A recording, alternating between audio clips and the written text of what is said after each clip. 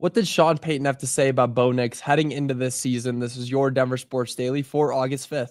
The biggest stories, the latest news. It's Denver Sports Daily. Training camp is, of course, here. Sean Payton has been taking the podium, and he's been speaking about what he's seeing for next season. He's speaking about Bo Nix and all of this, big talk of what we can expect from this upcoming season. And he specifically spoke to Yahoo's Charles Robinson about Bo Nix yesterday and what the future of the Denver Broncos looks like and what they're aiming for and what their goal is. But first, he spoke on Nix's talent and where he sees him in the future, saying, quote, he's going to be one of the top 4 or 5 quarterbacks in the league in the next 2 years. That's what we're seeing right now. He doesn't take sacks. He's got exceptional arm strength. He threw the longest ball, 67 air yards against Cincinnati. He can run. He can throw in funny body angles. That end quote.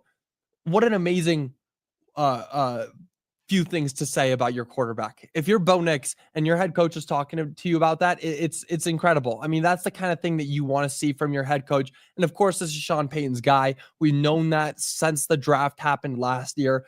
But what really stands out is the first part of that. He's going to be one of the top 4 or 5 quarterbacks in the league in the next 2 years. Wow. That is some high praise for Bo Nix. And honestly, you compare the stats between him and Jayden Daniels, Bo arguably had a better statistical season than Jayden Daniels last year. And Jayden Daniels is one of those QBs who around the league, when you're looking at, different rankings of everything, Jayden Daniels is consistently being put not only in the top 10, but you're seeing him sometimes be pushed up into the top 7, that kind of area. So can Bo Nix be a top 5 quarterback? Of course, easily. Yes. You look at the team that he's got right now, with the way that they've improved on the offensive side of the ball, getting him a real running back, getting him a real tight end. Wow. He's going to be incredible within the next 2 years, and he definitely can be a top 4 or 5 quarterback in the league. And that is, again, some high praise coming from a coach that knows that, Joe Burrow, Josh Allen, Lamar Jackson, Patrick Mahomes, all those guys exist in this league. So seeing your, sophomore quarterback do what he did last season and then go out there and say to the media, he's going to be the top 4 or 5 quarterback in the league. That's a high praise. And I don't think that he's wrong at all. In the next 5 years or in the next 2 years, we could definitely see Bo Nix take a jump like that. But then Sean Payton went on to speak about what this team can achieve. He said, quote, the short-term goal is winning the division, but this is a team capable of winning the Super Bowl. I've coached 6 teams that I thought could win the Super Bowl. Some went to championship games, some to the playoffs. This is my 7th team that I think has that. Yeah. Again, Sean Payton knows. He's been there. He's gone to the Super Bowl. He knows what a championship team looks like. And this is one of those teams, according to him.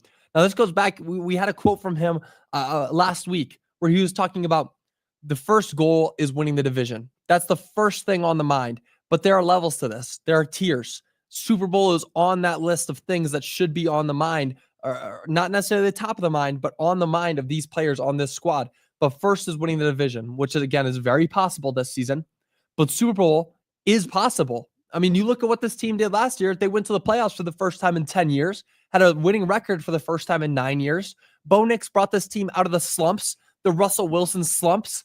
So looking at what they did in just one season of change, yeah, Super Bowl is definitely in the cards. You can start talking about it now because it's very, very possible that within the next 2 to 3 years, we're seeing another parade here in Denver, and it's not for the Nuggets or the Avalanche. It's for the Denver Broncos. It's a few very good things that Sean Payton went out there to say yesterday. And with his mentality right now, it's just driving the team to win. It's driving the team to win because you have a coach that speaks about his players like that.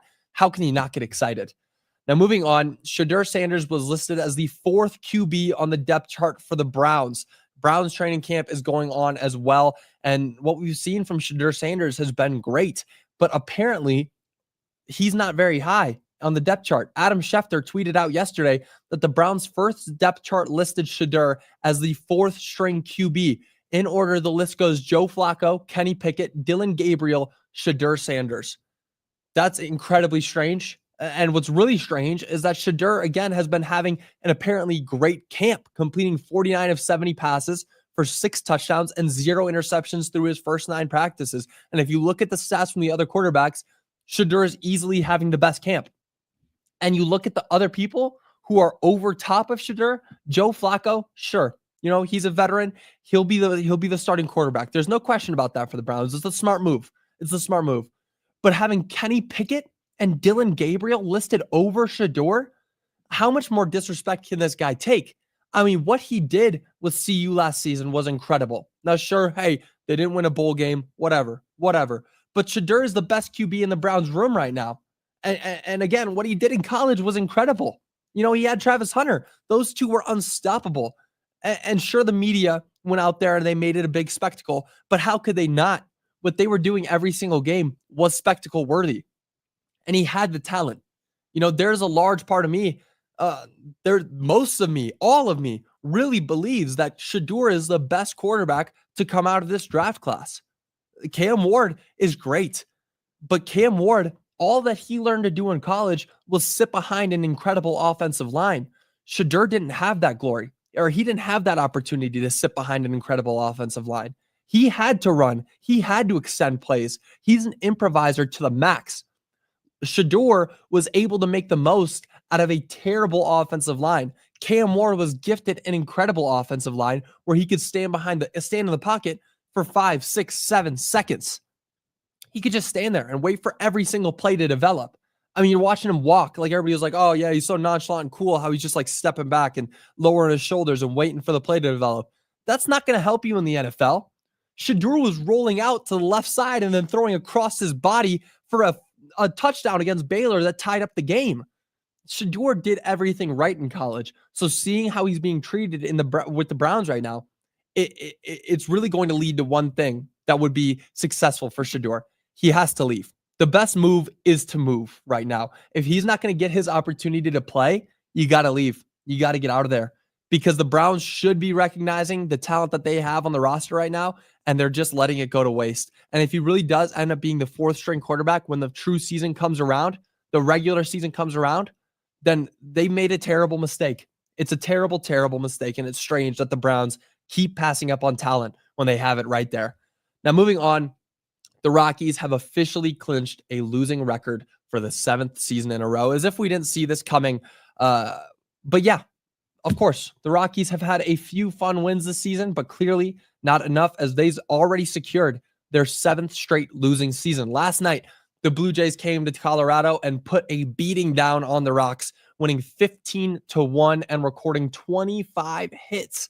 25 hits and losing 15-1. Wow, that was not a comeback waiting to happen like the last Friday game where the Rockies went down 9-0 in the bottom of the first and were able to end up winning 17-16. This was not one of those games. 15-1, an incredible score to secure a losing record for the 7th season in a row. And I said at the beginning of the season on this show that this team could lose an incredible 140 games. And while that isn't possible anymore, it doesn't look like their record will be much better. And I still can see them losing 120 games, perhaps. They're going to lose a lot of games. Their record right now is 30-82. So where do we actually see them when the final standings come out? I mean, I don't see them doing much better than 110 losses. I really don't. I can't visualize a better season for the Rockies. Now, that'll do it for your Denver Sports Daily. I do want to read some of your comments. Jaden Daniels didn't inherit a team handicapped by Russell Wilson. That's exactly what I was saying earlier. I mean, Russell Wilson left this team in the dirt. There was nothing good about this team except for, of course, Patrick Surtain and your Cortland Suttons. But aside from the players, there wasn't anything to look forward for this team except for that first-round pick that ended up being Bo Nix. And look what he did. He turned around a team. There's so many Cinderella stories that you see in the NFL where all a team needs is one pick. I mean, you look at what the Commanders did with Jaden Daniels. Jaden Daniels is incredible. And I'm not using this as a chance to say that Jaden Daniels is garbage, because he's an incredible quarterback. But Jaden Daniels turned the Commanders from bad to a NFC championship team. It was incredible. You look at CJ Stroud, another one of those stories.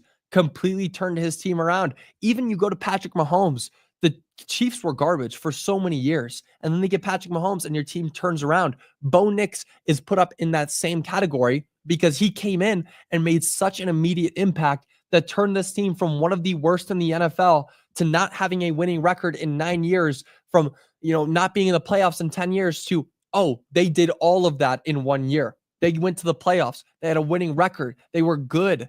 All of that happened because of Bo Nix. And, you can't really deny that he could be a top 5 quarterback in the league if he continues to grow at the same rate that he should.